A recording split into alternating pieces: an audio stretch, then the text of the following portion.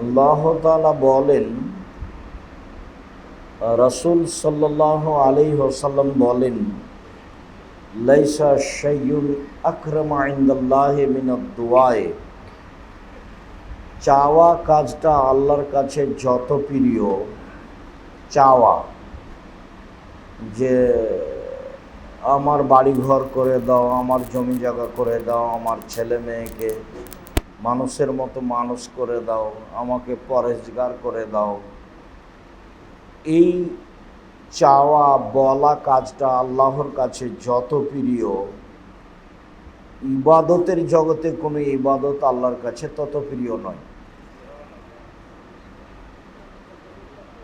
ইবাদতের জগতে আমরা একাধিক দিন শুনেছি, ব্যতিক্রম ইবাদত হলো সালাত,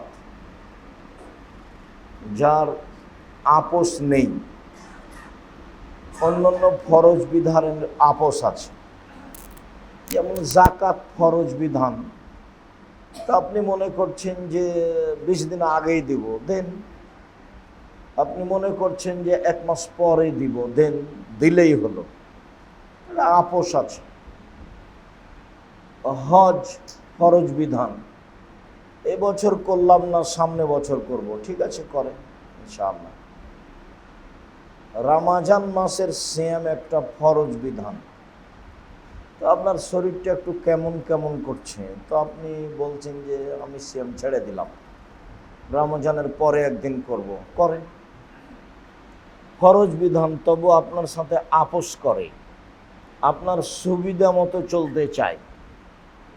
কিন্তু সালাতই এমন একটি ইবাদত যা আপনার সাথে আপোষ করে না। আপনি কিভাবে আছেন এইটা সালাত বিবেচনা করে না। আপনার পানি নেই নাকি, তায়াম্মুমের মাটি নেই নাকি, গোসলের ব্যবস্থা নেই নাকি, কেবলা বোঝা যায় না নাকি, কাপড়ে পেশাব পায়খানা আছে নাকি, এইসব হিসাব নিকাশ সালাত করে না।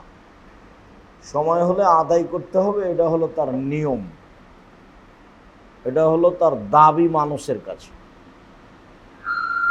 তো সালাত আদায় করলে আল্লাহ তাআলা যত খুশি হন, মানুষ আল্লাহর কাছে চাইলে তার চেয়ে অনেক অনেক অনেক বেশি খুশি হন। হজ একটা বড় ইবাদত, অনেক টাকা পয়সা খরচ হয়, অনেক শ্রম আছে। এই ইবাদতে আল্লাহ যত খুশি হন, আল্লাহর কাছে চাইলে এই চাওয়া কাজটাতে আল্লাহ তার চেয়ে হাজারো গুণ বেশি খুশি হন। যেমন অনেক সময় বলেছি, দুনিয়াতে 2টা ইবাদত আছে যা একটা থেকে আরেকটা ঘটাতে পারে। তার একটার নাম হলো দান, সাদাকা, আর একটার নাম হলো তাসবিহ। বুখারী মুসলিমের হাদিসে এসেছে যে ফাতেমা রাদিয়াল্লাহু তাআলা আনহা রাসূলের বাড়িতে এসেছিলেন কাজের লোকের জন্য। হাতে ওই চাকতি চালাতে হাতে ব্যথা হয়, কাজ সামলাতে পারেন না, তো বাপের কাছে কাজের লোক চাইতে এসেছেন। তো সেদিন পিতা বাড়িতে ছিলেন না, তো আয়েশা রাদিয়াল্লাহু তাআলা আনহাকে বলে এসেছেন। তো আল্লাহর নবী বাড়িতে আসতেই আয়েশা রাদিয়াল্লাহু তাআলা আনহা বললেন যে ফাতেমা এই কাজে এসেছিল। তো শুনেই তিনি তাড়াহুড়া করে জামাইয়ের বাড়িতে আসলেন। তখন বেটি জামাই ঘুমিয়ে গেছে, শুয়ে গেছে। তো তিনি বিছানায় এসে বসলেন। আলী রাদিয়াল্লাহু তাআলা আনহু বলছেন যে তার পায়ের ঠান্ডাটা আমার গায়ের সাথে লাগলো, তো আমরা তাড়াহুড়া করে উঠতেই চাইলাম, তিনি বললেন না তোমরা থাকো। দিয়ে বললেন যে দেখো, ঘুমানোর সময় 33 সুবহানাল্লাহ, 33 বার আলহামদুলিল্লাহ আর 33 বার আল্লাহু আকবার বলবা। এই বলে চলে গেলেন। তো 33 বার সুবহানাল্লাহ, আলহামদুলিল্লাহ, আল্লাহু আকবার কি কাজের লোক হলো এটা? তো কাজ তো আরো বেড়ে গেল, কাজ তো বেড়ে গেল। চাইলেন এক আর বলে গেলেন আর এক, জি, তাসবিহ করলেই আপনার যেগুলো প্রয়োজন সেগুলো মিটে যাবে। এটা হলো তাসবিহতে আল্লাহ খুব খুশি হন, তখন আল্লাহ আপনার মনের ভাবকে কবুল করেন। মুসা আলাইহিস সালাম বলছেন, আল্লাহ বলছেন যে মুসা, তোমাকে তো ফেরাউনের কাছে যেতে হবে, ও সীমা লঙ্ঘন করেছে। বলছে আমার মুখে জড়তা আছে, আমি যেতে পারবো না। তো আল্লাহ বলছেন আমি জড়তা ভালো করে দিই, তুমি বলো রব্বি ইশরাহ লি সাদরি ওয়াইসির লি আমরি ওয়াহলুল উকদাতাম মিন লিসানি ইয়াফকাহু কাওলি। তখন মুসা আলাইহিস সালাম বলছেন, ফেরাউনের পক্ষ থেকে আমার উপর একটা অভিযোগ আছে, আমি এক থাপ্পড়ে মানুষ মেরেছিলাম, গেলেই মারবে, আমি যাব না। আচ্ছা ঠিক আছে যাও, ও কি করবে সেটা আমি দেখব, আমি তোমার সাথে আছি। বলছে আমি একাই যেতে পারবো না, তাহলে আমার ভাইকে সাথে দিতে হবে। তখন আল্লাহ বলছেন সব দাবি দাওয়া মেনে নিলাম, ওয়ালা তানিয়া ফি যিকরি, আমাকে ডাকার ব্যাপারে অলসতা করো না, তাসবিহ করবা ঠিক মতো, তাহলে সব দাবি বহাল থাকবে, সব দাবি পূর্ণ হবে তাসবিহ করলে। তো তিনি গিয়েই বললেন স্বাধীনতা, অধিকার, স্বাধীনতা না থাকলে মানুষ বেঁচে থাকতে পারে না, শান্তি মতো কিছু করতে পারে না। একজন রিক্সাওয়ালারও স্বাধীনতা লাগে। তো আমাদের দেশের মুসলমান, পৃথিবীর মুসলমান স্বাধীন নয়, ইহুদি খ্রিস্টানের অধীন। তো মুসা আলাইহিস সালাম গিয়েই বলছেন বনি ইসরাইলকে ছেড়ে দেন। ওকে দাওয়াত না দিয়ে প্রথমে কি বলছেন, বনি ইসরাইলকে ছেড়ে দেন। তখন ফেরাউন বলছে কি ব্যাপার, তোমাকে কি আমি শিশুকালে লালন পালন করিনি? করেছি তো। তুমি কি বহু বছর আমার বাড়িতে থাকোনি? থেকেছে তো। তুমি যা করেছো তা করেছো, তুমি তোমার কর্ম করেছো, তুমি এক থাপ্পড়ে মানুষ মেরেছো, তুমি বড় অকৃতজ্ঞ। এই চারটা কথা ফেরাউন বলল। প্রথমে বলল কি ব্যাপার, তোমাকে আমি শিশুকালে লালন পালন করিনি, তুমি বহু বছর আমার বাড়িতে থাকোনি, কোন সাহসে তুমি আমাকে কথা বলো? তুমি যা করেছো তা করেছো, তুমি তো এক থাপ্পড়ে মানুষ মেরেছো, তুমি তো ভালো মানুষ নও, তুমি বড় অকৃতজ্ঞ। তখন মুসা আলাইহিস সালাম বলছেন আমি যা করেছি তা করেছি, তখন আমি ভুল পথে ছিলাম, আপনার হত্যার ভয়ে আমি দেশ ছেড়েছি, আমার প্রতিপালক আমার প্রতি দয়া করেছেন, আমাকে জ্ঞানে গুণে পূর্ণ করেছেন, আমাকে নবী করেছেন। তুমি আমাকে শিশুকালে লালন পালন করেছো, সেই সুবাদে তুমি আমাকে খোঁটা দিয়েছো, খোঁটা দিয়ে তুমি বনি ইসরাইলকে দাস দাসীতে পরিণত করেছো, তুমি বড় উদ্ধত স্বৈরাচার, সীমালঙ্ঘন করেছো। এই কথাগুলি মুসা আলাইহিস সালাম বললেন। যা হওয়ার তা হলো। তো যেটা বলছিলাম, তাসবিতে একটা থেকে আরেকটা ঘটে। রাসূল সাল্লাল্লাহু আলাইহি সাল্লাম বলছেন আফজালুল কালাম আরবাউন, চারটা তাসবিহ আছে, তাসবির জগতে সবচেয়ে উত্তম। সুবহানাল্লাহি ওয়া বিহামদিহি, সুবহানাল্লাহি ওয়াল হামদুলিল্লাহি ওয়া লা ইলাহা ইল্লাল্লাহু আল্লাহু আকবার, এই চারটা। সুবহানাল্লাহি ওয়াল হামদুলিল্লাহি ওয়া লা ইলাহা ইল্লাল্লাহু আল্লাহু আকবার। তাসবির জগতে এই চারটা সবচেয়ে উত্তম তাসবিহ। আর আরেকটা হলো যে রাসূল সাল্লাল্লাহু আলাইহি সাল্লাম বলেছেন দুইটা তাসবিহ আল্লাহর কাছে অতীব প্রিয়, দাড়িপাল্লায় ভারী, উচ্চারণে হালকা। সুবহানাল্লাহি ওয়া বিহামদিহি, সুবহানাল্লাহিল আযীম। আর রাসূল সাল্লাল্লাহু আলাইহি সাল্লাম বললেন কেউ যদি 100 বার বলে সুবহানাল্লাহি ওয়া বিহামদিহি 24 ঘন্টায় 100 বার, তাহলে তার যত পাপ আছে সাগরের ফেনা সমপরিমাণ পাপ হলো ক্ষমা, সব ক্ষমা। আর মানুষ যদি সুবহানাল্লাহ, আলহামদুলিল্লাহ, আল্লাহু আকবার 33 33 34 33 33 99, তাই না? 33-এ 99, আর 100 হলো লা ইলাহা ইল্লাল্লাহু ওয়াহদাহু লা শারীকা লাহু লাহুল মুলকু ওয়া লাহুল হামদু ওয়া হুয়া আলা কুল্লি শাইইন কাদির। তাহলে তার পাপ যদি সাগরের ফেনা সমপরিমাণ হয় তবু ক্ষমা হবে। তো এই যে তাসবিহ করলে একটা থেকে আরেকটা ঘটে, চাইতে গেলেন কাজের লোক আর বললেন সুবহানাল্লাহ পড়ো, আলহামদুলিল্লাহ পড়ো, আল্লাহু আকবার পড়ো, মানে কাজের লোক এই দিয়ে হয়ে যাবে, সময়ের গতিতে কাজের লোক চলে আসবে। তাহলে আপনিও যেটা চাচ্ছেন সেটাকে মাথায় রেখে তাসবিহ পড়েন, তাহলে ওটা হয়ে যাবে।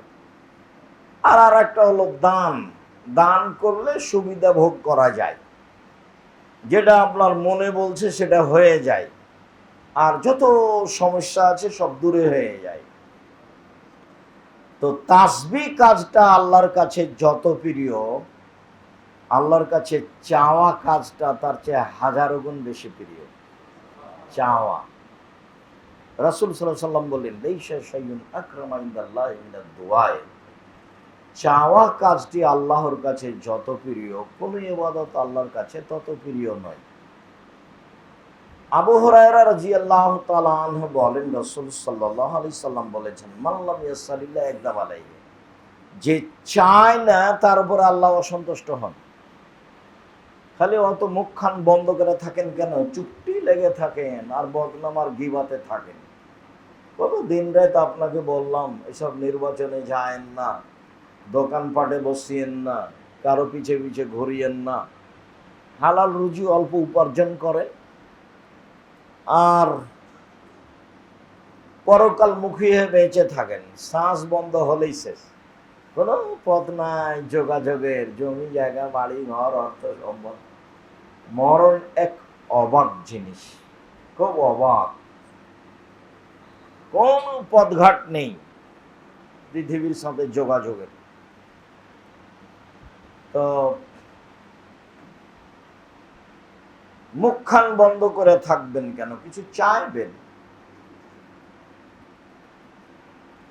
রাসূল সাল্লাল্লাহু আলাইহি সাল্লাম বলছেন যে চায় না তার উপর আল্লাহ অসন্তুষ্ট হন। চাও না কেন, চাও না কেন, বেজার হন।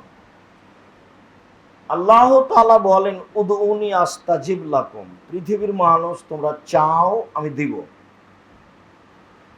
আল্লাহ তাআলা বলেন, উদু রাব্বাকুম তাজাররা খুফিয়া, পৃথিবীর মানুষ তোমরা আল্লাহর কাছে চাও গোপনে, অতীব গোপনে। আল্লাহ তাআলা বলেন, উযকুর রাব্বাকা ফি নাফসিক তাজাররুআ খিফা ওয়া দুনাল জাহরি মিনাল কওলি বিল গুদুবি ওয়াল আসাল।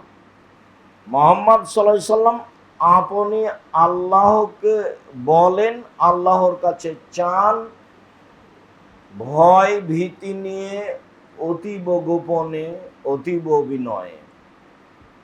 মুহাম্মদ সাল্লাল্লাহু আলাইহি সাল্লাম আপনি আল্লাহর কাছে চান ভয় ভীতি নিয়ে, অতীব গোপনে, অতীব বিনয়ে। ইজ নাদা রাব্বাহু নিদাআন খাফিয়া, যখন জাকারিয়া আলাইহিস সালাম তার প্রতিপালককে চুপে চুপে বললেন, মারিয়ামের কাছে গিয়ে দেখলেন অসময়ের ফল, শীতের দিনে ফজলি আম, এরকম একটা অসময়ের ফল। তো জাকারিয়া আলাইহিস সালাম বললেন, মারিয়াম এসবগুলো কোথা থেকে এসেছে? হাযা মিন ইনদিল্লাহ, এটা আল্লাহর পক্ষ থেকে এসেছে।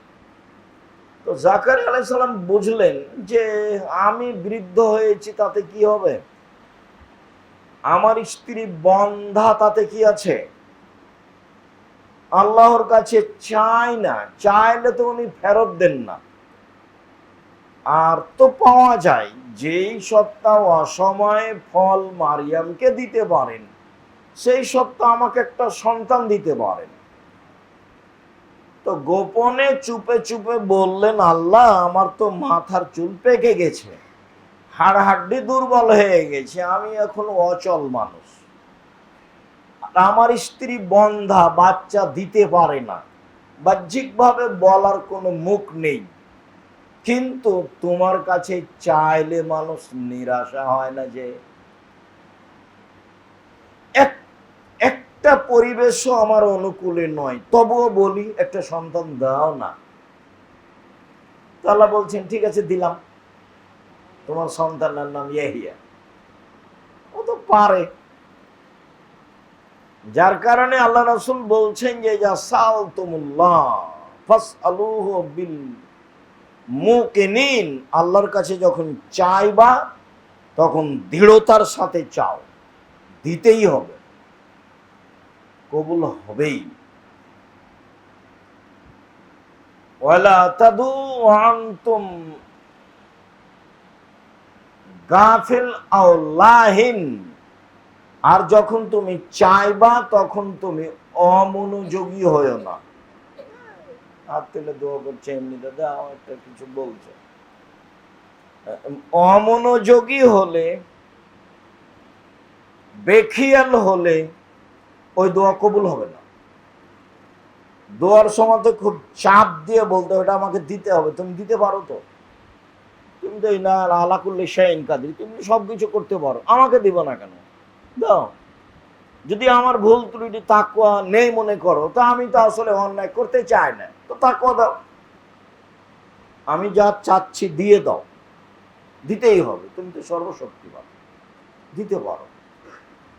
ফাআলুল লিমা ইউরিদ, যা ইচ্ছা তাই করো, তো আমাকে দাও। আপনার চাওয়াটা খুব শক্তভাবে হতে হবে, যা আল্লাহ তাআলা বলেন।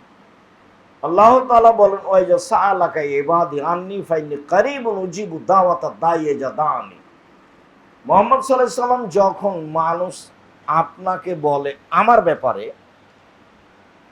তো আপনি বলে দেন যে আমি ওর নিকটে আছি, আমি ওর অতীব নিকটে আছি, চাইলেই দিব, চাইলেই দিব। আপনি মানুষকে বলে দেন আমি তার নিকটে আছি, চাইলেই দিব। আর বিষয়টি আরো গুরুত্ব সহকারে দেখতে হচ্ছে এই জন্য যে আবু হুরায়রা রাদিয়াল্লাহু তাআলা আনহু বলেন, রাসূল সাল্লাল্লাহু আলাইহি ওয়াসাল্লাম বলেছেন, এনজেল রব্বুনা তাআলা ইলা সামাই দুনিয়া হিনা ইয়াবকা সুলুসুল লাইলিল আখিরা। রাতের 3 ভাগের 2 ভাগ শেষ হলে আল্লাহ নিজে প্রথম আকাশে নেমে আসে, আপনার সাথে কথা বলার জন্য, আপনার প্রয়োজন মিটানোর জন্য নিজেই নেমে আসেন প্রথম আকাশে। নেমে এসে বলতে থাকেন ফজরের আজান পর্যন্ত, হালমিন দাইন ইস্তাজাবু লাহু, কেউ কি কিছু বলে সেটা মেনে নেওয়া হবে। হালমিন সাইন ইস্তাজাবু লাহু, কেউ কিছু চায় তাহলে তাকে দেওয়া হবে। হালমিন মাকরুবিন ফায়ুফাররাজু আনহু, কেউ কি কোনো বিপদে আছে, বললে আমি বিপদ থেকে উদ্ধার করব। মায়াদুনি ফাস্তাজিবা লাহু, যে আমাকে ডাকে আমি তার ডাকে সাড়া দিব। মায়াসুলনি ফাউতিয়াহু, কেউ যদি কিছু চায় আমি তাকে তা দিয়ে দেব। মায়াস্তাগফিরুনি ফাগফিরাল্লাহু, আর কেউ যদি ক্ষমা চায় পাপের জন্য ক্ষমা করে দেব। তো আল্লাহ নিজে এই কথাগুলি প্রথম আকাশে নেমে বলেন, তখন আমি ঘুমিয়ে, তাহলে কি মানাই? আদম সন্তান বড় নিমুখ হারাম, আল্লাহর সাথে যোগাযোগ রাখতে চায় না, ভুল পথে বেশি থাকে, দলীয় দাপটে দুনিয়াতে বেশি ঘুরে, পীর মুরিদ নিয়ে জীবিকা নির্বাহ করে, হকের সাথে চলে কম, চলবে কম, এটাও ঠিক। তো আল্লাহ নিজে নেমে আসে না আমার আর আপনার সাথে কথা বলার জন্য, তখন আমি ঘুমিয়ে, এটা মানাই? এত বড় সত্তা সৃষ্টিকর্তা নিজে নেমে এসেছেন আমার আর আপনার সাথে কথা বলার জন্য। এই জন্য আমি সবসময় বলি আপনাকে যে রাত 10টায় ঘুমিয়ে যাবেন যে কোনো মূল্যে। রাত 2টা-3টায় উঠবেন, উঠে পদ্ধতি আছে কিছু, যেটা একাধিক দিন বলেছি, বলবেন, অজু করবেন, 2 রাকাত সালাত আদায় করবেন, অন্তত 2 রাকাত। এটা হলো সর্বনিম্ন তাহাজ্জুদ। 4 রাকাত, 6 রাকাত, 8 রাকাত। স্বাভাবিক নিয়ম হলো 8 রাকাত। 3 রাকাত ভিতরে, 1 রাকাত ভিতরে, 5 রাকাত ভিতরে। তো রাসূল সাল্লাল্লাহু আলাইহি সাল্লাম বলেছেন, কেউ যদি ঘুম থেকে উঠে আর স্ত্রীকেও ঘুম থেকে জাগায়, 2 জন মিলে যদি রাতে 2 রাকাত সালাত আদায় করে, কুতিবা মিনাজ যাকিরিন ওয়াল যাকিরাত, তাহলে এদের নামটা পৃথিবীতে আল্লাহকে ডাকে যারা, তাদের তালিকা লিখে দেওয়া হবে। এই কথা তো আমি বলিনি, এই কথা মুহাম্মদ সাল্লাল্লাহু আলাইহি সাল্লাম বলেছেন। তাহলে সর্বনিম্নে রাতে আল্লাহকে ডাকার মাধ্যম হলো 2 রাকাত। যে নিজে জাগলো, স্ত্রীকে জাগালো, অজু করলো, 2 রাকাত সালাত আদায় করলো, তাহলে এদের নাম যারা আল্লাহকে ডাকে তাদের তালিকায় চলে যাবে। আর রাতে উঠে যারা সালাতে 10 আয়াত পড়ে তারা গাফেল নয়, যারা 100 আয়াত পড়ে তারা অনেক নেকির মালিক, আর যারা 1000 আয়াত পড়ে তারা সর্বোচ্চ মর্যাদার অধিকারী। সেটা আপনার গতিবিধির উপরে, যা বলছিলাম, যেহেতু আল্লাহ নেমে আসেন, কাজেই আমার আপনার উচিত তাকে সম্মান করা এবং তাকে আমার প্রয়োজনের কথাটা, আপনার প্রয়োজনের কথাটা বলা। আবু হুরায়রা রাদিয়াল্লাহু তাআলা আনহু বলেন, রাসূল সাল্লাল্লাহু আলাইহি সাল্লাম বলেছেন, মান সাররাহু আইস্তাজাবা ইনদা শাদায়েদ ফাল ইকসির দুআ ফির রাখায়। যে মানুষটা চায় যে আমি বিপদে পড়লে আল্লাহ যেন কবুল করেন, বিপদে পড়লে তো সবাই আল্লাহকে ডাকে, তো বিপদে যেন আল্লাহ আমার কথাটা দ্রুত শোনেন, এটা যে চায়, তাহলে সে যেন ভালো অবস্থায় বেশি বেশি দোয়া করে, বেশি বেশি চায়, একটা থেকে আর একটা। খালি বিপদে পড়ে চাইলে আল্লাহ বুঝেন না সেটা? ও, তুমি খালি বিপদে পড়ে বলো, তো যখন সুবিধাতে আছো তখন বলো না কেন? তখনকার মুখ বন্ধ রাখ। রাসূল সাল্লাল্লাহু আলাইহি সাল্লাম বলেন যে বিপদে তাড়াতাড়ি কবুল চায়, সেজন্য বিপদ মুক্ত অবস্থায় বেশি বেশি বলে, বেশি বেশি চায়। আব্দুল্লাহ ইবনে উমর রাদিয়াল্লাহু তাআলা আনহু বলেন, রাসূল সাল্লাল্লাহু আলাইহি সাল্লাম বলেছেন, ইন্নাদ দুআ ইয়ানফা বিমা নাযালা ওয়া বিমা লাম ইয়ানজিল। নিশ্চয় দোয়া মানুষের উপকারে আসে, যা ঘটে গেছে তার জন্য আর যা ঘটবে তার জন্য। বিশাল কিছু ঘটে গেছে, মামলা মোকদ্দমা, জেল হাজত, যা হবে হয়েছে, দোয়া করেন উপকারে আসবে। আর ঘটবে বলে আশঙ্কা করছেন, সমস্যা কঠিন হতে পারে, কি যে হয়, যতই আপনি দোয়া করেন ওটাকে ওটা ঠেকাবে।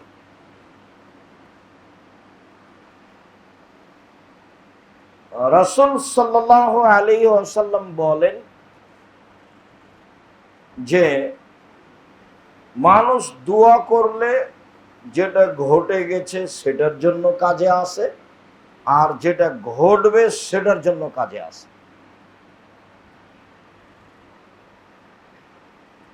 আবু হুরায়রা রাদিয়াল্লাহু তাআলা আনহু বলেন, রাসূল সাল্লাল্লাহু আলাইহি সাল্লাম বলেছেন, মান ফুতিলাহু বাবুদ দুআয়ে, যার চাওয়া কাজটার দরজা খুলে দেওয়া হয়েছে,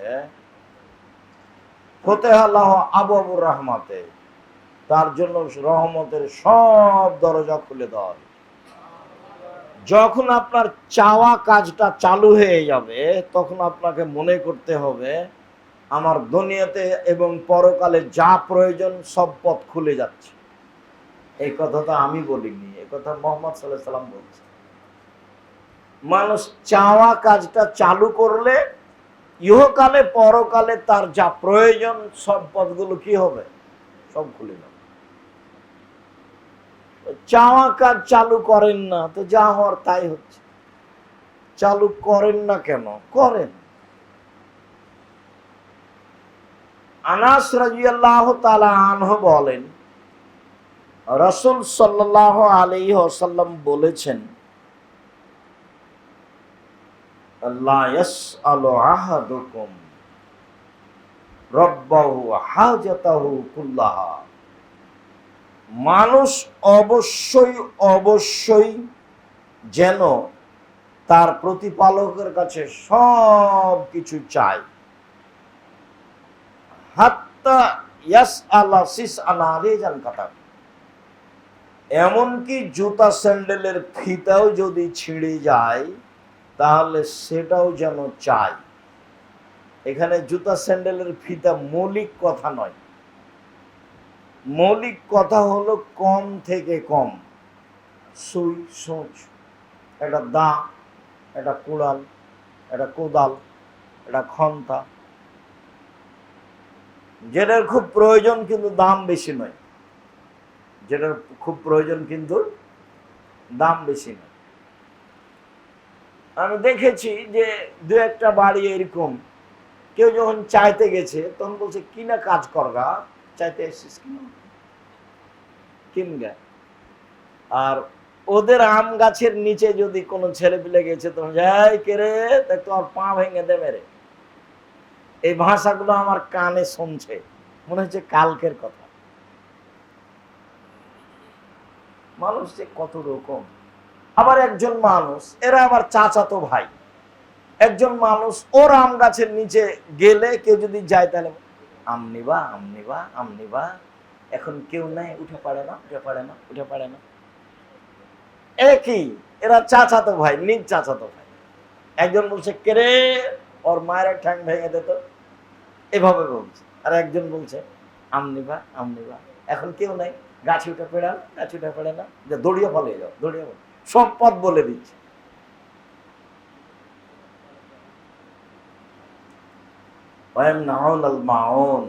এক শ্রেণীর মানুষ এটা বাধা দেয়, ছোট থেকে ছোট জিনিস দিতে চায় না। তো সব চাও, চাও না, চাও, সব চাও। আবু হুরায়রা রাদিয়াল্লাহু তাআলা আনহু বলেন, রাসূল সাল্লাল্লাহু আলাইহি ওয়াসাল্লাম বলেছেন,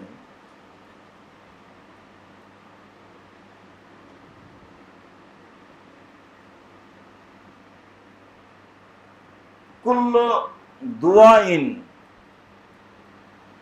দুআ রাজুলি লাখিহি মুস্তাজাবাতুন বিজাহরিল গায়বে। মানুষ যখন কেউ কারোর জন্য দোয়া করে তখন সেটা দ্রুত কবুল হয়। কেউ কারোর জন্য করে কেন? ইনদা রাসিহি মালাকুন, যে দোয়া করে তার মাথার পাশে একজন ফেরেশতা থাকে।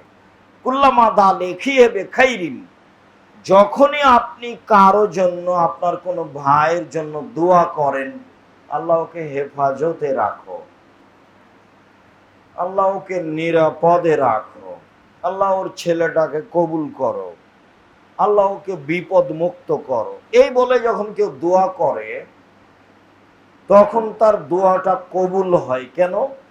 তার মাথার পাশে একজন ফেরেশতা থাকেন, যতবার দোয়া করে সে ফেরেশতা বলে আমিন, আল্লাহ কবুল করো, কবুল করো আল্লাহ। আর বলেন অলাকাবে মিসলিন, তুমি যে তার জন্য দোয়া করলে তো তার জন্য যা, তোমার জন্য তাই। তাহলে ফেরেশতা এবার আপনার জন্য দোয়া করছে। তুমি তোমার ভাইয়ের জন্য বললে, তো তোমার ভাইয়ের কথাটাতে আমি বললাম আমিন, তুমি যেটা বললে আল্লাহ সেটা কবুল করুক। আর আমি আর একটা বলি, তো আমি ফেরেশতা বলছি তোমার ভাইয়ের জন্য যা, তোমার জন্য তা, তোমার ভাইয়ের জন্য যা, তোমার জন্য তা, মানে ওটা ফেরেশতা বলছে। আর কারোর জন্য দোয়া করা খুব কঠিন। ও তো বিপদে পড়লে মনটা খুশি হয়, মর ঠিক হয়েছে, উচিত হয়েছে। এই জন্য আপনাকে আমি বলি, জীবনে দল করবেন না, সংগঠন করবেন না, সেটা যেটাই হোক, সরকারি বেসরকারি দিন ধর্মের। কোন দল করলেই আপনার ভিতরে সংকীর্ণতা থাকবে, কারো প্রতি ভালোবাসা বেশি হবে আর কারো প্রতি ভালোবাসা কমে যাবে। এগুলো আমি খুব বাস্তব দেখেছি। অল্প সময় কিনা দেখলাম না, দেখতে দেখতে বুড়িয়ে গেলাম। মনে হচ্ছে যে কালকে আমি প্রোগ্রামের জন্য বের হয়েছি। 90 সালে, 36 বছর চলছে। মৌলানা আব্দুর রব খুলনার জায়গাতে প্রোগ্রামে যেতাম প্রথম আসেনি তো আমাকে নিয়ে গেছে। বগুড়া ফতে আলী মসজিদে যেতাম। তো যেটা বলছিলাম সেটা হলো এই, যে কারোর জন্য বলবেন মনে একটু দুর্বলতা থাকলেও, এই জন্যই যখনই আমি কথা বলি তখনই বলি যে একটু জামিয়া সালাফের জন্য দোয়া করবেন। কি বলবেন? আপনার দোয়ার সাথে বলবেন না আল্লাহ তুমি জামিয়া সালাফিকে কবুল করো, এইটুকু। আর দানের ব্যাপারে বলেছি যে আপনার টাকা না হলেও জামিয়া সালাফে গড়বে, ইনশাল্লাহ গড়বেই। তবে আপনার 10 টাকা না থাক এটা আমি চাইনি। কেন? আমার একটা দৃঢ়তা কাজ করে, আমি প্রতিষ্ঠানের ব্যাপারে সফল হব ইনশাআল্লাহ। কেন? দুইটা কারণ। এক নাম্বার কারণ, আমি কোনো প্রতিষ্ঠান নিজে গড়িনি, মানুষেরা জোর করে নিয়ে গিয়ে আমার উপরে চাপিয়ে দিয়েছে। ডাঙ্গিপাড়া আমি নিজে আসিনি, 50 বিঘা জমির উপরে প্রতিষ্ঠান। অবাক হতে হয়, উত্তরবঙ্গে সবচেয়ে বড় মসজিদ, 2000-এর বেশি ছেলেরা পড়ে, 1000-এর বেশি মেয়ে পড়ে, 700-র অধিক মক্তব আছে, 700-র অধিক মক্তব আছে, একবারে তেঁতুলিয়া থেকে নিয়ে। অনলাইন আল ইতিসাম টিভি আছে, ক্ষুদ্র ঋণ আছে, ইমাম প্রশিক্ষণ আছে। যাবে ফ্রি, আসবে ফ্রি, খাবে ফ্রি, থাকবে ফ্রি, বই ফ্রি, একটা টাকা লাগবে না। মসজিদের সভাপতি সেক্রেটারি যেন ভারী মনে না করে, তো টাকাকে আমি বানাই, টাকা আপনি দেন। জামিয়া সালাফিয়া সরকারি অনুদানে চলে না, জামিয়া সালাফিয়া বহির্বিশ্বের কোন সংস্থা দিয়ে চলে না, জামিয়া সালাফিয়া কোন বিত্তশালী দিয়ে চলে না। জামিয়া সালাফিয়া আপনার আমার এই সাধারণ 10, 20, 50, 2000, 50,000, 5000 টাকা দিয়ে চলে। অবাক হবেন আপনি, কোনো দিন বৈদেশিক কোনো সংস্থার কাছে সহযোগিতার কথা বলি না। তারা এত বড় কাজ করতে পারবে না, এটা আমার ধারণা কাজ করে না। ছবি দিতে দিতে মরে যাবে না। অতএব এই পথে আসেন, একটু দোয়া করেন যে আল্লাহ তুমি কবুল করো, বাস। ওপরে কবুল হয়ে গেলে কাজ সহজ। আর কম থেকে কম, বেশি থেকে বেশি সাথে থাকার চেষ্টা করবেন, কম থেকে কম, বেশি থেকে বেশি।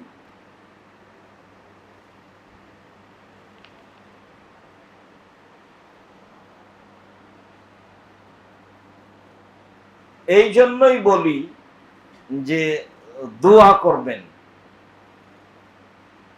কিভাবে আপনার দোয়ার সাথে একটু লাগিয়ে নেবেন, আল্লাহ আপনি তুমি জামিয়া সালাফিকে কবুল করো। যদি সংকীর্ণতা থাকে আপনার মনে, তা আপনি জবাব দিবেন, আমাকে জবাব দেওয়া লাগবে না। আর দ্বিতীয়, আমি সফল হব কেন? আমি 10-এর পয়সার ক্ষতি করি না, এই দুটো আমার সাহস। আমি 10-এর পয়সার ক্ষতি করি না, জেনে শুনে সব জ্ঞানে ক্ষতি করি না। আমি বলি যে আমার দ্বারা জামিয়া সালাফের ক্ষতি হোক, এটা আমি চাই না। যদি আমার ভুল ত্রুটি কোথাও ঘটে যায় তাহলে আমার শ্রম দিয়ে পার করে দাও, আমি বেতন নিই না, তবে আমার দ্বারা জামিয়া সালাফের ক্ষতি হোক এটা আমি চাই না। প্রায় 100 বিঘা জমির উপরে জামিয়া সালাফের রূপগঞ্জ ঢাকা গড়ে উঠছে, এই কি যেমন তেমন কথা? 20 বিঘার উপরে আপনার দিনাজপুরে প্রতিষ্ঠান ঘটছে।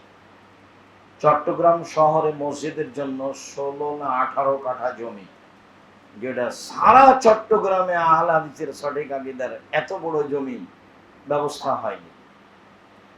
এগুলা আমি করছি, আমি তো কচুর পাতার পানি, কচুর পাতার পানি বুঝেন, নড়ছে, পড়লো না। আমার আছে কোনো ব্যবসা বাণিজ্য, না আছে আমার কোনো দল সংগঠন, না আছে আমার কোনো বংশীয় ক্ষমতা, না আছে আমার কোনো ব্যক্তিগত ক্ষমতা, না আছে না আমার বাপ জমিদার, কিছুই না।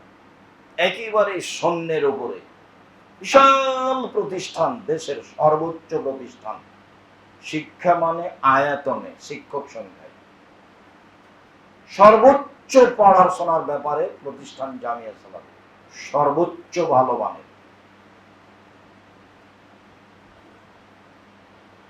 আমি চেষ্টা করি মানুষ হিসাবে, এবং আমি কাজে সফল হবই ইনশাআল্লাহ।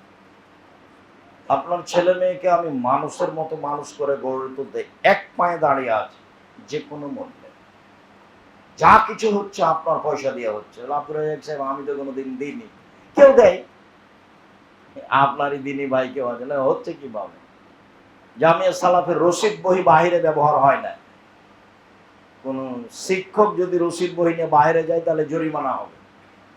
রশিদ বই বুঝেন, ওই যে রিস্টে, ওখানে বাইরে কেউ জানে না। ছাত্র জানে না কিভাবে চলে, শিক্ষক জানে না কিভাবে চলে, নেবরাসের সদস্যরা জানে না কিভাবে চলে, আমিও ভালোভাবে বুঝতে পারি না কিভাবে চলে। তবে আমি কিছু কিছু বুঝতে পারি, কেননা আমি তো সবসময় মাঠে আছি, কেউ তো মাঠে নেই, আমি মাঠে আছি। আমি জনগণকে বলি, যেখানে যাই সেখানেই বলি, ছোট বড় সব জায়গায় বলি। আপনাকে খারাপ লাগলেও বলি, আপনাকে ভালো লাগলেও বলি, এটা আমার কাজ, এটা আমি বাছাই করেছি। আর আপনাকে বলি, আলিয়াদুলিয়া খারুমিনা দিসোহলা, দেওয়া হাত ভালো নেওয়া হাতের চেয়ে, বুখারী মুসলিম। ছেলে মেয়ে সবকে দেওয়া শিখাবেন। 5 টাকা হোক, 10 টাকা হোক, 5000 টাকা হোক, একটা কয়েন, একটা টাকা হোক, ফকিরকে দেওয়ার সময় তো বলবেন ছেলের হাত দিয়ে, আব্বু টাকাটা ফকিরকে দাও। ছেলে মেয়ে নিজে দেওয়া শিখবেন। কয়েন বুঝেন আপনারা? কয়েন বুঝেন না? 1 টাকা হোক, 5 টাকা হোক, 10 টাকা হোক, দেওয়া বুঝবেন। মানুষের জন্য দোয়া করেন, ফেরেশতা আপনার জন্য আমার জন্য দোয়া করবেন। রাতে উঠতে হবে, তাহলে বলতে হবে। আবু হুরায়রা রাদিয়াল্লাহু তাআলা আনহু বলেন, রাসূল সাল্লাল্লাহু আলাইহি ওয়াসাল্লাম বলেছেন, সালাসু দাওয়াতিন মুস্তাজাবাতুন লা শাক্কা ফীহিন্না, 3 শ্রেণীর মানুষের দোয়া কবুল হবেই। তার 1 শ্রেণীর মানুষ হচ্ছে পিতামাতা, বাপ মায়ের দোয়া কবুল হবে। 2 মাজলুম, এই জন্য কারো প্রতি জুলুম করবেন না। যতই ক্ষমতা হোক, যতই দাপট থাক না কেন, টিকতে পারবেন না। একদিন না একদিন পরাজয় হবেই। 17 বছর পরেও পরাজয়। সময় 45 মিনিট। ক্ষমতা দেখাবেন না জীবনে, দাপট দেখাবেন না, মানুষের প্রতি জুলুম করবেন না, অন্যায় করবেন না। মানুষ করতে পারে, এক আয়না ঘরে একজনের জন্য ছিল, আর একবার আসবে না তা নয়। তো জুলুম করলে ফল ভোগ করতেই হবে। ফেরাউন ডুবে গেছে, সময় 2-3 মিনিট। আদ সামুদ হারিয়ে গেছে, সময় 30 সেকেন্ড। আর আপনাদেরটা 45 মিনিট। জুলুম করবেন না জীবনে। মাজলুমের দোয়া কবুল। আল্লাহ রাসূল বলছেন, ওয়ালাউ কানা ফাজেরান, মাজলুম যদি বদ হয় তবে তার দোয়া কবুল। এবার নিচে নামতে নামতে আল্লাহ রাসূল বলছেন, ওয়ালাউ কানা কাফেরান, মাজলুম যদি হিন্দু হয় তবে দোয়া কবুল হবে। হিন্দুর জমি দখল করে নিয়েছেন, তখন হিন্দু বলছে আল্লাহর বিচার করো, এটা কবুল হয়ে যাবে। সময়ের ব্যবধান হতে পারে। স্বাভাবিকভাবে বেঁচে থাকেন, হালাল রুজি উপার্জন করেন, বাপের জমি জায়গা আছে, চাষ করেন, ছোট ছোট ব্যবসা করেন, চাকরি করেন, ছোট ছোট হালাল উপার্জনের পথে থাকেন, জরুরি। আর মুসাফিরের দোয়া কবুল হয়, সফরে থাকলে দোয়া হবেই, রাসূল সাল্লাল্লাহু আলাইহি ওয়াসাল্লাম এভাবে বলছেন। আবু হুরায়রা রাদিয়াল্লাহু তাআলা আনহু বলেন, রাসূল সাল্লাল্লাহু আলাইহি ওয়াসাল্লাম বলেছেন, তোমরা 3 ধরনের দোয়া করো না। এক, নিজের জন্য বদদোয়া করো না। এসব ঝামেলার মধ্যে বেঁচে থাকার চেয়ে মরাই ভালো। ঝামেলা যতই হোক আত্মহত্যায় যেতে হবে না। ঝামেলা মানুষের উপরে আছে। গরু ছাগল বুঝে ঝামেলা, ফেরেশতা বুঝে ঝামেলা, আস্তে আস্তে নেই। সমস্যা যতই আসুক নিজের জন্য ক্ষতি চাইবেন না। 2, ছেলে মেয়ের জন্য বদদোয়া করবেন না। ছেলে মেয়ে মেরেছে, বকেছে, গালি দিয়েছে, উত্তর দিবেন না। তাড়াহুড়ো করে অজু করে ঘরে আসেন, এসে 2 রাকাত সালাত আদায় করে আল্লাহকে বলেন, আমি তো এই ছেলে চাইনি। না তো, ছেলে না আমাকে মারবে মানে, গালি দিবি মানে, আমি তো এটা চাইনি। ছেলে ফিরিয়ে দাও, এক্ষুনি দিতে হবে। সকাল হতে রাজি নই, ছেলে ফিরিয়ে দাও, আমি তো এই ছেলে চাইনি। সকাল হতে ছেলে যেন আপনার হাত পা ধরে ক্ষমা নেয়, আব্বা বলে, আপনি ওখানে বলেন। আর অর্থ সম্পদের জন্য বদদোয়া করবেন না। এই সব টাকা পয়সা ঝামেলা, এই মামলা মোকদ্দমা, জমি জায়গা, মন খারাপ করবেন না। ঝামেলা থাকবে, এটাই স্বাভাবিক। টাকা পয়সা আছে বলেই তো ফকিরকে 2 টাকা দিতে পারেন, এতিম পালন করেন। 519 জন এতিম অসহায় আছে জামিয়া সালাফিয়ায়। আপনার টাকাতে ধরা বেঁচে আছে, ওদের তো টাকা নাই। তা আপনি ব্যবসা বাণিজ্য টাকা ইনকাম না করলে কিভাবে ওদের রুজি হবে কিভাবে? এক শ্রেণীর মানুষের উপরে আল্লাহ মানুষের রুজি রেখে দিয়েছেন, অবাক। কেন আপনাদেরকে বলি যে ব্যবসা করবেন, ব্যবসা করলে নবীদের সাথে থাকা যাবে। কেন এত কেন? দিন মজুরি করে খাবেন, তখন আল্লাহ রাসূল বলছেন, দিন মজুরকে টাকা দিয়ে দাও, টাকা দিয়ে দাও, টাকা দিয়ে দাও, ঘামস করার আগে টাকা দিয়ে দাও। তার মানে ও তো সন্দেহ হতে হতে শেষ, ও তো 500 টাকা পেয়েছে, 700 টাকা খরচ। আর চাকরি তো এই সাবধান, যেটা বেতন আছে তার 19-20 করো না, কোনো কৌশলে টাকা ইনকাম করো না, সেটা আত্মসাৎ। তাহলে দিন মজুরকে এইভাবে বললেন, চাকরিজীবীকে ওইভাবে বললেন। আর ব্যবসা তখন বললেন, ব্যবসার সব যন্ত্র, জমি চাষের সব যন্ত্রপাতি ভালো লাগে না, এতে মানুষের অন্তর শক্ত হয়, মানে খুব একটা পছন্দ করলেন না। আর ব্যবসা তখন বলছেন, ব্যবসায়ীরা, সত্যবাদী ব্যবসায়ীরা নবীদের সাথে থাকবেন। ইব্রাহিম আলাইহিস সালামের সাথে সাক্ষাৎ হয়ে যাবে, মুহাম্মদ সাল্লাল্লাহু আলাইহি ওয়াসাল্লাম। ব্যবসা করেন সত্যভাবে, ব্যাংকের টাকা উঠে ব্যবসা করেন না, একদিন পালিয়ে যেতে হবে আপনাকে, বাড়ি গাড়ি সব হারিয়ে যাবে। ব্যবসা চকলেট দিয়ে শুরু করেন, সমস্যা নেই। কলা দিয়ে শুরু করেন, সমস্যা নেই। আপনাকে চকলেট দিয়ে আমি করতে বলিনি, আপনার নিজের অর্থের গতি অনুযায়ী করবেন, ভালো হবে। বলছিলাম, অর্থ সম্পদের জন্য বদদোয়া করবেন না। রাসূল সাল্লাল্লাহু আলাইহি সাল্লাম বলেন, ইস্তাজাবু লিল আবদি মা লাম ইয়াদু বিইসমিন ওয়া কাতিয়াত রাহিমিন। মানুষের দোয়া কবুল হয় 3 কারণে হবে না। এক, পাপের দোয়া করলে কবুল হবে না।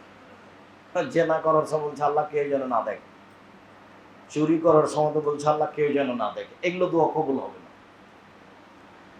কাতিয়াতে রাহেমিন, টাকা দিতে চেয়েছিল, শ্বশুর দেয়নি, তো হচ্ছে আল্লাহ যেন তোর বাপের বাড়ি আর না নিয়ে যায়। বা যে টাকা দিতে চেয়েছিল তার সাথে সম্পর্ক, না তোর এখানে আসবো না, আল্লাহ যেন এখানে না নিয়ে আসে। এই সম্পর্ক ছিন্নের দোয়া করলে আল্লাহ কবুল করেন না। আর তাড়াহুড়া করলে আল্লাহ দোয়া কবুল করে না। তো সাহাবীন বলছেন, তাড়াহুড়া কি জিনিস? সাহাবীগণ আগের গুলো ভালোই বুঝেছিলেন, সম্পর্ক ছিন্ন করাও বুঝেছেন, আর পাপের জন্য দোয়া করা এটাও বুঝেছেন, কিন্তু তাড়াহুড়া বুঝেননি। তখন আল্লাহ রাসূল বলছেন, তাড়াহুড়া বুঝলে না, দোয়া করে আর বলে কাদ্দাউ তো ফালামা ইস্তাজাব আলী, দোয়া করলাম, কত দোয়া করলাম, কবুল হয় না। ফায়াস্তাহসির, তারপর অলস হয়ে যায়, ভেতর দোয়া, তারপর দোয়া ছেড়ে দেয়, এর দোয়া কবুল হবে না।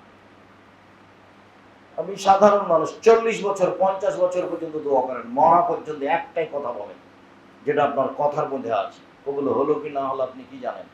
আল্লাহ নবী বলছেন যে মানুষের দোয়া ফেরত দেওয়া হয় না, যে জন্য চেয়েছে সেটাই কবুল হয়, আর না হলে ওর চেয়ে একটা বিপদ কঠিন ছিল তাল্লাহু সেটা আল্লাহ ঠেকিয়ে দিয়েছে।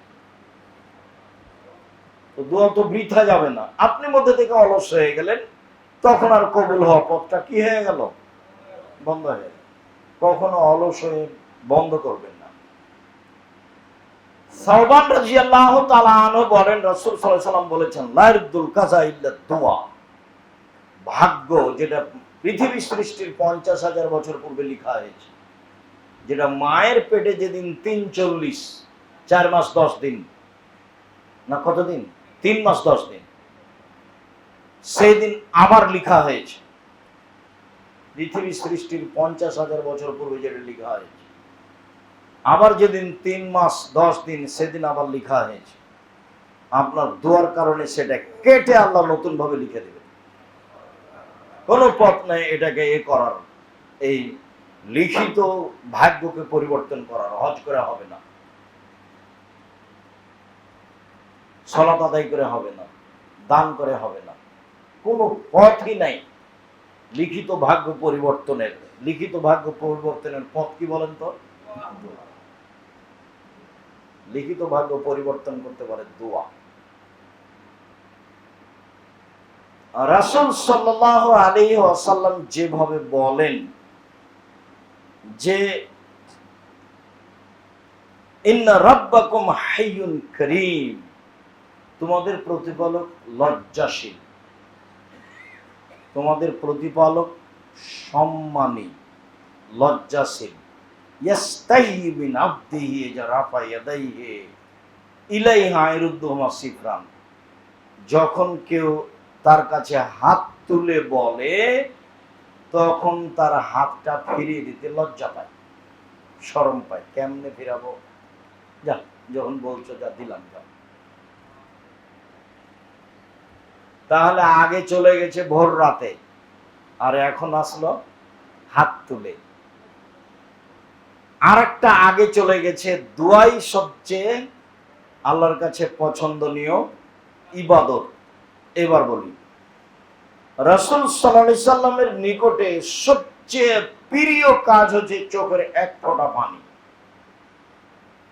তাহলে এইবার হাত তুলে থাকলো, চাওয়া থাকলো, আর এক ফোঁটা পানিও থাকলো, ভোর রাত্রেও আছে। বুরায়দা রাদিয়াল্লাহু তাআলা আনহু বলেন, আল্লাহর নবী একটা লোককে দোয়া করতে শুনলেন। লোকটা বলছে, আল্লাহুম্মা ইন্নী আসআলুকা বিআন্নাকা আনতাল্লাহ, তোমার কাছে চাচ্ছি এই জন্য যে তুমি আল্লাহ। আনতাল্লাহ আল আহাদ ওয়াস সামাদ, তুমি তো একক, নিরপেক্ষ, মুখাপেক্ষীহীন। লাম ইয়ালিদ, ও তো কাউকে জন্ম দেয়নি। ওয়ালাম ইউলাদ, কারো থেকে জন্ম নেয়নি। ওয়ালাম ইয়াকুল লাহু কুফুওয়ান, তার সমকক্ষ কেউ নেই। এই জন্য আমি তোমার কাছে চাচ্ছি। তখন রাসূল সাল্লাল্লাহু আলাইহি ওয়াসাল্লাম বললেন, হ্যাঁ, লোকটা ইসমে আজম দিয়ে দোয়া করেছে। এই যা দোয়া বিহি আজাবা ওয়া সুইলা বিহি আতা, এই দিয়ে দোয়া করলে মেনে নেওয়া হয়, এই দিয়ে দোয়া করলে দিয়ে দেওয়া হয়, এই দিয়ে বললে মেনে নেওয়া হয়, এই দিয়ে চাইলে দিয়ে দেওয়া হয়। এর নাম ইসমে আজম। বহু বক্তব্য আছে, দেখেন। সাদ রাদিয়াল্লাহু তাআলা আনহু বলেন, রাসূল সাল্লাল্লাহু আলাইহি ওয়াসাল্লাম বলেছেন, দাওয়াতু জিন্নুনে ইজা দাও রাব্বুহু ফি বাতনিল হুত। মাছওয়ালার দোয়া যখন তিনি মাছের পেটে বললেন, ইউনূস নবীর দোয়া যখন তিনি মাছের পেটে বললেন, লা ইলাহা ইল্লা আনতা সুবহানাকা ইন্নী কুনতু মিনাজ জালিমিন। লা ইলাহা ইল্লা আনতা, তুমি ছাড়া কোনো মাবুদ নেই, তোমার পবিত্রতা বর্ণনা করছি, আমি অপরাধী। ক্ষমা চাননি, বাঁচতেও চাননি, এটা তাসবির মধ্যে চলে গেছে। ক্ষমাও চাননি, বাঁচতেও চাননি, বলেননি যে আমাকে উদ্ধার করো মাছের পেট থেকে। এগুলো কোনো কথা না। আল্লাহ তুমি আমাকে বাঁচাও, আল্লাহ তুমি আমাকে মাছের পেট থেকে বের করে দাও, এগুলো কিছু বলেননি। খালি বলেছেন লা ইলাহা ইল্লা আনতা সুবহানাকা ইন্নী কুনতু মিনাজ জালিমিন। তুমি ছাড়া কোনো মাবুদ নেই, আমি তোমার পবিত্রতা বর্ণনা করছি, আমি অপরাধীদের একজন। তবে স্বীকৃতি দিলেন, তবে পাপের অপরাধের স্বীকৃতি দিলেন যে আমি অপরাধী। তখন আল্লাহ বললেন, ঠিক আছে ইউনূস, আমি তোমাকে মাছের পেট থেকে বাঁচালাম, তুমি যদি এই দোয়া না পড়তে তাহলে তোমাকে কিয়ামত পর্যন্ত মাছের পেটে রাখতাম। এই কথা আল্লাহ বলছেন। আর আল্লাহ বলছেন যে কোনো মুমিন পুরুষ নারী এই দোয়া পড়ে আমাকে বলবে, আমি তার কথা মেনে নেব। আর আল্লাহ রাসূল বলছেন যে যে কোনো বিষয়ে দোয়া ইউনূস পড়ে আমাকে বলবে, আল্লাহ রাসূল আল্লাহকে বলবে, আল্লাহ তার কথা মেনে নেবেন। তাহলে ইসমে আজম মূলত দুইটা থাকলো, এটা ইউনূস আলাইহিস সালামের দোয়া আর একটা আগে যেটা বললাম সেইটা। আর একাধিক হাদিস অনুযায়ী দুরুদে ইব্রাহিম পড়তে হবে। দুরুদে ইব্রাহিম না পড়লে দোয়া আকাশের উপরে যাবে না, ঝুলন্ত থাকবে। তাহলে আগে হলো আল্লাহর প্রশংসা, তারপরে হলো আপনার দুরুদ, তারপরে এবার আপনার দাবি দাওয়া, কি বলতে চান, যা বলতে চান সব বলে নেবেন। চেষ্টা করবেন ভোর রাত্রে বলা, অন্যথায় চেষ্টা করবেন আজানের পরে সলাৎ পর্যন্ত সময়ে, অন্যথায় চেষ্টা করবেন জুমার দিন আসরের পরে। এই সময়গুলিতে চেষ্টা করবেন। হঠাৎ করে আপনার নিকটে আসলাম, আমরা লম্বা সময় এখানে কাটাতে চাইনি, অনেক ব্যস্ততা আছে, চলে এসেছি বলেই কিছুক্ষণ বললাম। আপনার সাথে জরুরি কয়েকটি কথা। তার প্রথম কথা হচ্ছে এটাই যে বক্তব্য শুনে উঠে চলে যাবেন, তখন সব ঝেড়ে রেখে দিলেন, এটা হয় না, যেন চাইতেই হবে। সব দাবি দাওয়া ওখানে পেশ করতে হবে। সময়গুলি বললাম এইগুলিতে করতে হবে। আপনি এটাকে স্বাভাবিকভাবে দেখবেন না। আপনি মনে করবেন না যে আব্দুর রাজ্জাক সাহেব এসেছে, তাকে ভালোবাসি তাই গিয়েছি, আবার চলে এসেছে। এটা আমি বলিনি আপনার কাছে, এটা আমি চাইনি। আপনি এটা আপনার আদাতে অভ্যাসে নিয়ে আসেন, আমার এটা অনুরোধ। দ্বিতীয় অনুরোধ, হালাল রুজির চেষ্টা করবেন। তৃতীয় অনুরোধ, কোরআন তেলাওয়াতে অভ্যাসী হবেন। চতুর্থ অনুরোধ, আড্ডা পিটা থেকে বিরত থাকবেন। আড্ডা পিটা দুই ধরনের, একটা হলো ঘন্টার ঘন্টা মোবাইল নিয়ে বসে থাকা, এই বেটি ছেলে নাচছে ভালো লাগছে, খুলে বসে আছেন, বাপ এক ঘরে, বেটা এক ঘরে, বেটি এক ঘরে, গজব হবে। আর একটা আড্ডা পিটা, ঘন্টার ঘন্টা বন্ধু বান্ধব মিলে বসে আছেন, রাত 12টা 1টা চলছে, এর নাম আড্ডা পিটা। আড্ডা পিটা টোটালি হারাম। বাড়িতে কারফিউ জারি থাকবে, 10টায় ঘুমিয়ে যেতে হবে, যে কোনো মূল্যে চেষ্টা করতে হবে। মানুষ মানে মাথায় জোরালো প্রস্তুতি থাকবে যে 10টায় ঘুমিয়ে যাব। শেষের অনুরোধ, আমার মনে বড় সাপ, এদেশের মাটিতে আমি উন্নত মানের প্রতিষ্ঠান গড়ব ইনশাআল্লাহ, যেখানে ছেলে মেয়ে বাংলা, ইংরেজি, আরবি উন্নত মানের শিক্ষা অর্জন করে জাতির অন্যায়ের বিরুদ্ধে লড়বে, মুখে কলমে মিডিয়ে। এটা আমার দিন রাতের দাবি। সে অনুযায়ী আমি আমার বুদ্ধিবিদ্যা অনুযায়ী জীবন বাজি রেখে চেষ্টা চালিয়ে যাচ্ছি। এই চেষ্টাতে আপনাকে বিবরণে বলেছি যে বর্তমান জামিয়া সালাফের অবস্থা এই। জামিয়া সালাফের রূপগঞ্জে একটা মসজিদ তৈরি হচ্ছে, যার এখন ঢালাই হবে যে অংশ, তাতে প্রায় 100 টন রড লাগে, প্রায় রেডি, আর অর্ধেক বাকি আছে এখনো, আর অর্ধেক রেডি হচ্ছে 2 তলা, যেটা মূল অংশ। জমি জায়গা ক্রয়ের কাজ আছে, সব প্রতিষ্ঠানে কাজ, নির্মাণের কাজ চলছে। মর্মে আপনার জন্য আন্তরিকভাবে যেটা আমি দাবি রাখলাম অনেক, তার মধ্যে এটা একটা, দোয়াতে জামিয়া সালাফিকে সাথে নিবেন। আমি আপনার কিছু না কিছু উপকার করব ইনশাআল্লাহ। হয় ছেলের বক্তব্য দিয়ে করব, আর না হলে ছেলে মানুষ করে করব, আর না হলে আলিতে পত্রিকা দিয়ে করব। বড় বড় মুফতিরা ফতোয়া লিখে, বাংলাদেশের ব্যতিক্রম পত্রিকা, যে 12 জন মুফতি ফতোয়া বোর্ড বসে, তারপরে পাস হয়, তারপরে পত্রিকায় আসে। আর একটা পত্রিকার সাথে মিলাতে পারবেন না। 50টা প্রশ্নের উত্তর আছে, 50টা হলো নগদ। এর সাথে আপনার ভালোবাসা আমি ঐকান্তিকভাবে কামনা করি। আপনার টাকা দিয়ে পত্রিকা ছাপে, আপনার 10টা টাকা না থাকে এটা আমি চাই না। এই অংশে আপনি দান না করলেও জামিয়া সালাফে গড়বে ইনশাআল্লাহ, কিন্তু আপনার 10টা টাকা না থাকে এটা আমি চাইনি। কারোর মাধ্যম দিয়ে পাঠাবেন, কোনোদিন যা দিয়ে পাঠাবেন, 50 টাকা 100 টাকা দিয়ে আসবেন, 5,000 50,000 দিয়ে আসবেন, মানুষের টাকা দিয়ে চলছে এভাবে। বিশাল প্রতিষ্ঠান, ব্যয়বহুল খরচের স্থান চলছে আলহামদুলিল্লাহ। কাজেই আপনার মাথায় যেন কোনো সময় সংকীর্ণতা না আসে। যেভাবেই হোক আপনি সাথে থাকবেন দোয়াতে ও সহযোগিতায়। আর এখানে এই সেন্টারটা যেন ভালোভাবে চলে। আপনারা অনেকে এসেছেন, আমি খুশি হয়েছি। আসলে এটা জীর্ণ শীর্ণ অবস্থায় চালু হয়েছে, এটা যেন ভালোভাবে চলে। আপনাদের অলসতায় যেন এটা ক্ষতিগ্রস্ত না হয়। আপনারা যেন দেশ বিদেশের এলাকার আলেম ওলামা দিয়ে বৈঠকটা বহাল রাখতে পারেন, বিষয়ভিত্তিক দিন অবগত হতে পারেন। এ ব্যাপারে আমি আন্তরিকভাবে দোয়া করি।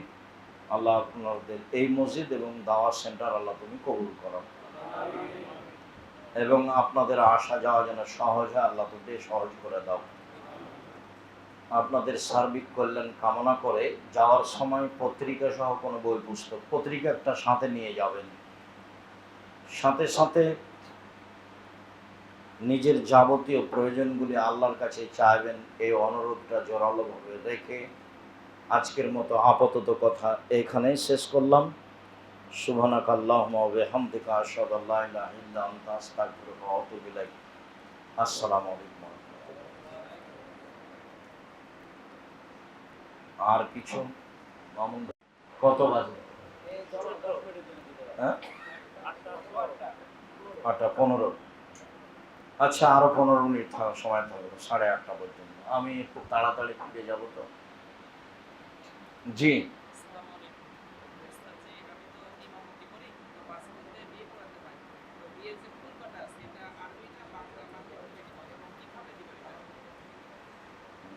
বিবাহ পড়াইছিলেন, বলছে যে খুতবা দিতে হয়। খুতবা আমাদের ওই আদর্শ পরিবার বইয়ে দেওয়া আছে। খুতবাটা কিভাবে পড়তে হবে, কোরআন মাজিদের 3টা আয়াত আছে। প্রথমে হামসালা আছে, তারপর 3টা আয়াত আছে, তারপর বাস্তব কথা, মানে হাদিসে এসেছে আল্লাহ রাসূল কিছু বলতেন। তখন আমি ওই চিন্তা ভাবনা করে এবং বিদ্বানদের কথাকে সামনে রেখে বলেছি, বাস্তবতা হলো এই যে মেয়ের পিতা বলবে, পিতা বলতে না পারলে যে মুরব্বী কোরআন মাজিদ পড়লো, খুতবা পড়লো, সেই বলবে যে আপনি বলেন আমার মেয়ে খালেদা এত নগদ এত বাকিতে তোমার সাথে বিবাহ বন্ধনে আবদ্ধ হতে রাজি, তুমি তাকে স্ত্রী হিসাবে কবুল করো। ও তখন বলবে কবুল করলাম। এইটা শুনবে সাক্ষী, 2জন সাক্ষী। বিবাহ হয় না অভিভাবক ছাড়া, বিবাহ হয় না 2জন সাক্ষী ছাড়া। গুরুত্বপূর্ণ কথা হিসাবে 3বার বলতে পারে আমার মেয়ে খালেদা এত এত বাকি, নগদে তোমার সাথে বিবাহ রাজি, তুমি তাকে স্ত্রী হিসাবে কবুল করো। এটা হলো পদ্ধতি। বাকি কেন? একজন মেয়ের আল্লাহ রাসূল বিবাহ পড়িয়েছিলেন, কোরআন মাজিদ শিখিয়ে দেওয়া হবে এরই ভিত্তিতে। তো কোরআন মাজিদ কি এখনই শিখিয়ে দিবে? এটাই মহরানা, এই পরিশ্রমটাই মহরানা। ওটার ভিত্তিতে আমরা বলছি বাকিও চলে। জি, তারপর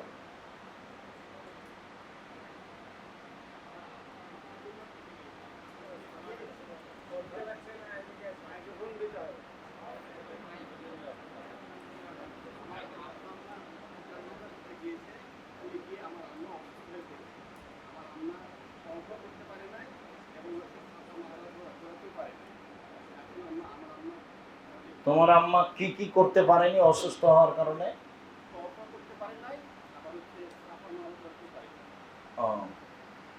তো কারোর মাধ্যম দিয়ে করিয়ে নিতে হতো, করেছিল তোমার আম্মা? তাহলে হুইল চেয়ারে করাতে হতো। ভুল হয়েছে, আবার যেতে কাউকে দিয়ে করাতে হবে, হুইল চেয়ারে করাবে, ওই কাজেই যাওয়া হয়েছে। ওখানে করছে, থাকতে বলো, হুইল চেয়ার দাও, বলো যে হুইল চেয়ার ভাড়া করে করিয়ে দাও। না না 10 দিন পরে হোক, সমস্যা নেই। অনেক বাঙালি ছেলে আছে, বলো, ওরা ব্যবস্থা করে দেবে।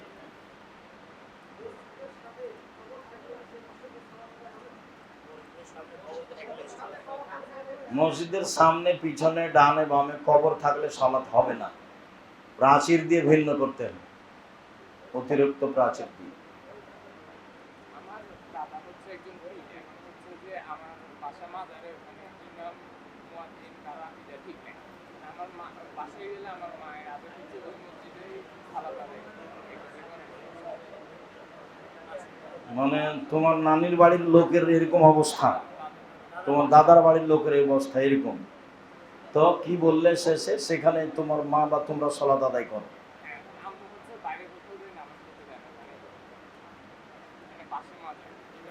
ও, পাশে মাজার হলে সালাত আদায় করা হবে না, কেউ করতে পারবে না, বাড়িতে পড়বে, একাই পড়বে। মাজার খুব কঠিন জিনিস, হ্যাঁ, মাজারের উপরে আল্লাহ রসুল খুব কঠোর, মাজারের উপর আল্লাহ রসুল খুবই কঠোর। মসজিদের সামনে টয়লেট থাকাতে কোনো সমস্যা নেই, মসজিদের নিচে যদি সেফটি ট্যাঙ্কি থাকে কোনো সমস্যা নেই। সেফটি ট্যাঙ্কির উপরে, বাইরে সেফটি ট্যাঙ্কি আছে, ছাদ হয়েছে, উপরে কাপড় বিছিয়ে বিছিয়ে সালাত আদায় করো, সমস্যা নেই।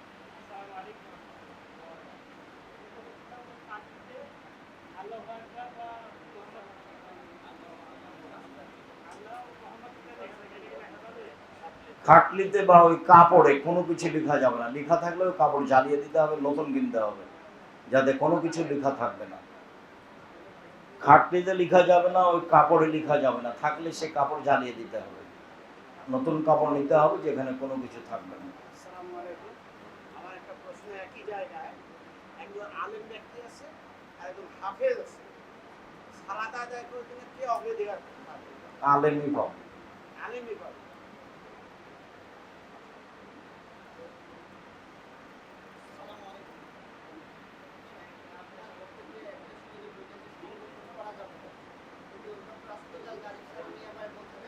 তোমার এই কথার আমি উত্তর দিতে চাই না,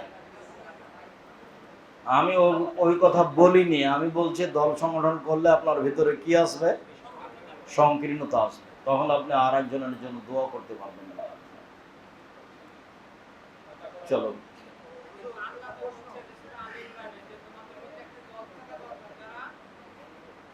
তুমি যদি ওইটা বোঝা থাকো করো। আমার 16 বছর ছাত্র জীবন আর 37 বছর শিক্ষক জীবন, বুখারী আমি নিজে পড়াই, তাফসীর পড়াই, লিখি, ওই আয়াত আমার মুখস্থ আছে। তুমি যেটা বললে, চুপ থাকা ভালো কথা বলার চেয়ে। ওই আয়াত দিয়ে তুমি দল প্রমাণ করতে চাইলে ধর্ম পাগল হয়ে গেছে।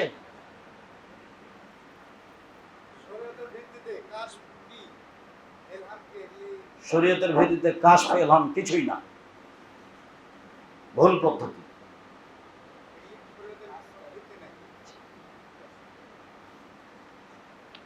কাশফ ইলহাম কিছুই না, সব মিথ্যা। হ্যাঁ, চাকরি না করাই ভালো, আর ভালোর চেয়ে খারাপ বেশি। আরো পথ আছে, সেখানে রুজি করো।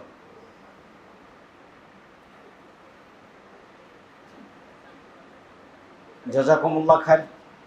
আমি প্রশ্নের উত্তর দিয়ে আপনাদের পরিবেশ হালকা করতে চাইনি, যেভাবে কথাগুলো শুনলেন সেভাবে মূল্যায়ন করার চেষ্টা করেন, ভালো হবে। বলেন।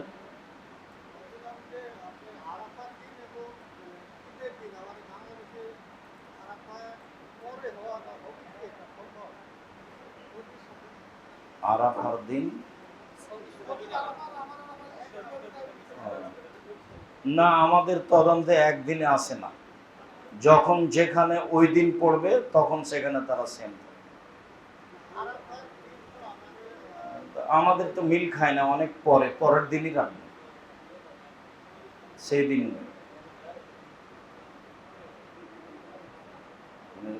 পৃথিবীর উপর দিয়ে চন্দ্র সূর্য ঘুরে, কাজেই কোনোটাই সারা পৃথিবীতে একসাথে হবে না।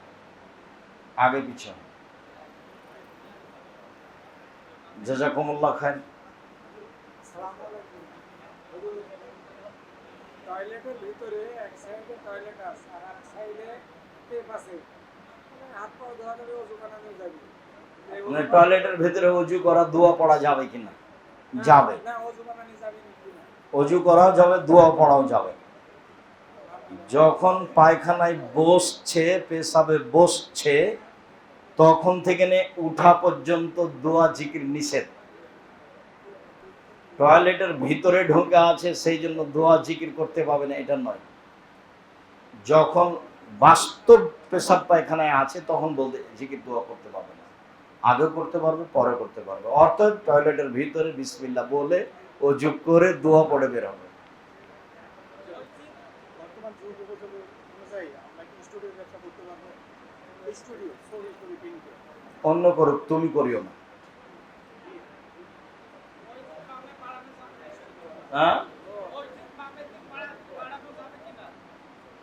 মসজিদ বামের দিকে বাড়ানো যাবে কিনা? পথ থাকলে বাড়াও, সমস্যা নাই। সম্ভবপর ডান দিকে ভালো, যদি না পারলে করুক। তারপর জায়গাটা মসজিদ বড় করে মাঝামাঝিতে করে নিবে ভেতরটা। জি, শুকরিয়া, জাযাকুমুল্লাহ খায়ের। আপনাদের সার্বিক কল্যাণ কামনা করি। সুবহানাকাল্লাহুম্মা ওয়া বিহামদিকা আশহাদু আল্লা ইলাহা ইল্লা আনতা আস্তাগফিরুকা ওয়া আতুবু ইলাইক। আসসালামু আলাইকুম।